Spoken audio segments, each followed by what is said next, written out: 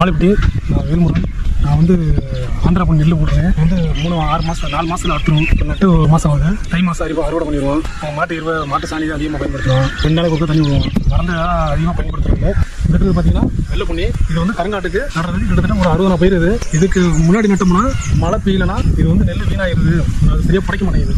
அதனால் ஒரு 60 நாள் பயிர் 60 70 நாள் கூட நல்லா வெள்ளை பண்ணி பற்றி நமக்கு சாப்பாடு நல்லா இருக்குது.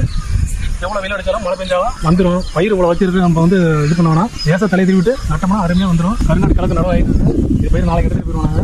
இது தை கிடக்கு வந்து அறுத்துரும். இது நட்டதெல்லாம் ஆள் விட்டு நட்டோம். ஃபஸ்ட்டு இது ஒரு 16,000 செலவாகிடுச்சு இருக்குது. அப்புறம் இப்போ பார்த்தோம் காசு அதிகமாக செலவாக சொல்லிட்டு இப்போ நாங்கள் என்ன பண்ணுறோம், கிழக்கு வந்து கருங்காடு ஒரு ஏக்கர் மேலே 1.5 ஏக்கர் நடுறோம். வந்து நாங்கள் சொந்தமாகவே எங்கள் வீட்டில் இருக்கவங்க அப்பா அம்மா எல்லோரும் வச்சு எங்கள் வீட்டுக்காரமாக வச்சு எல்லோரும் இப்போ நட்டுக்கிட்டு இருக்கிறோம். நாளைக்கு நடவாயிரும்.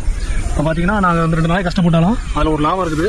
அதனால் நம்ம முடிஞ்சவரை நம்ம வீட்டாளங்களே நம்ம வந்து இறங்கி வேலை செஞ்சோம்னா ஒரு 10 ரூபா லாபம் பார்க்குறது வாய்ப்பு இருக்குது. முடிஞ்சவரை இயற்கை பண்ணுங்க.